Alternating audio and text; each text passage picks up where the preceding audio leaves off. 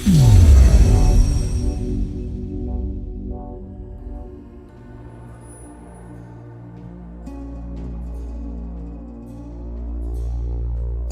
alaykum, faqat bizda kanaliga tashrif buyurgan aziz tomoshabin. Sizni kanalimizda ko'rganimizdan xursandmiz.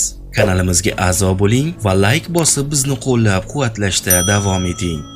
Bugungi video lavhamizda sizlarga tarixdagi eng yovuz hukmdorlar haqida ma'lumot beramiz. Tayyor bo'lsangiz, ekranlaringizga yaqinroq joylashib o'tirib oling. Biz esa videomizni boshlaymiz. Dunyo tarixida ko'plab hukmdorlar o'tgan. Ulardan ba'zilari o'zining zulmi, haddan tashqari qattiqqo'lligi bilan ajralib turgan. Hozir esa sizlarga shu hukmdorlardan ba'zilarini aytib o'tamiz. Gay Sezar Caligula. Gay Sezar Caligula barchangizga Sezar nomi bilan juda ham yaxshi tanish bo'lib, o'zining zolimligi bilan nom chiqargan hukmdordir. Bu inson avvaliga juda ham yaxshi hukmdor bo'lgan va tabiiyki xalq tomonidan juda ham ardoqlanar edi. Bir kuni Sezar qattiq xastalanib qoladi. Shunda butun xalq uning sog'ayishi uchun tilaklar aytib yuradi. Haqiqatan ham bir necha oydan keyin kasallik chekinadi, ammo uning suyukli insoni ma'shuqasi vafot etadi. Sezarning musibati cheksiz edi. Alamzada Sezar alamini boshqalardan oladigan bo'ladi. Odamlarni besabab qatl qila boshlaydi. Sezar odamlarning qatl qilinishi va ularning daryo bo'lib oqqan qonlarini tomosha qilishni yoqtirar edi. Bu narsa uni yana ham qonxo'r bo'lishiga sabab bo'ldi. Ammo bu zulm uzoqqa cho'zilmadi.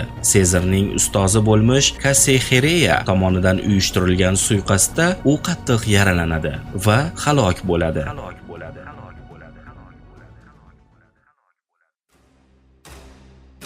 In Chizhen. Xitoyda ham In Chizhen ismli zolim va qonxo'r hukmdor bo'lgan. Xalq unga Sharqning qonxo'r yo'lbarsi deb nom qo'ygan. Imperator taxtga o'tirganida unga qarashli mamlakat halokat yoqasida edi. Shuning uchun uni oyoqqa qo'yish va tartib o'rnatish uchun qattiqqo'llik zarur edi.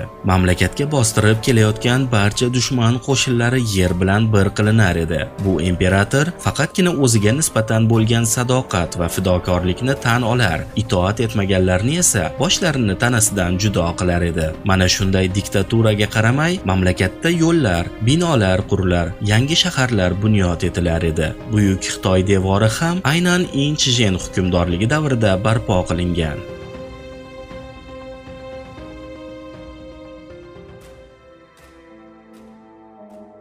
Chingizxon.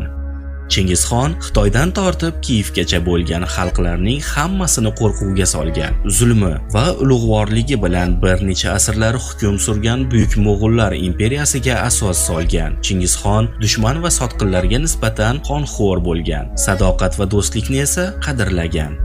Aynan qattiqqo'l va zolimligi tufayli u mana shunday ulkan hududni bosib olishga va uzoq vaqt davomida uni ushlab turishga erishgan.